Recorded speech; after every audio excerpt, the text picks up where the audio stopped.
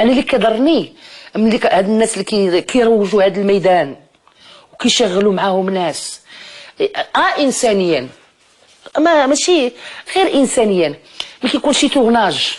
انا ما كنقولش باغا نلعب كيف كنت كنلعب بطوله في افلام وكنلعب بطوله في مسلسلات وبطوله في مسرحيات.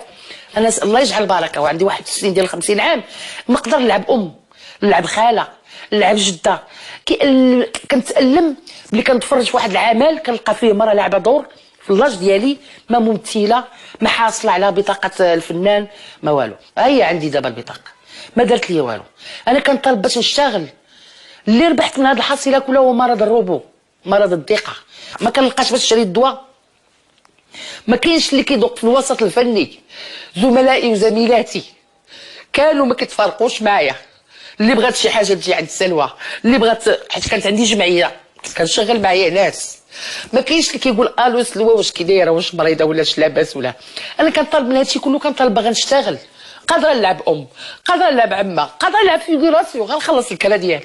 ما بقاش عندي المتعه انني نختار الدور، ما بقاش عندي المتعه انني نتمهل في دور، لا باغا نشتغل فقط، باغا نشتغل.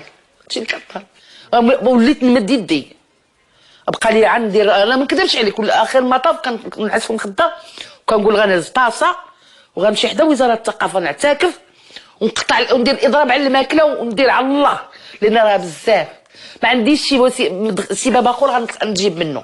بغيت نخدم ما كرهتش، بغيت اللي يعاوني ما كرهتش. التكريم كيعطيونا اوراق ما فهمتش. انا كنا غادي يخرجوا منا واخا داعيه بالسقوط، فين غنمشي؟ لا راجل بنتي ما خدامش، بنتي ما خداماش،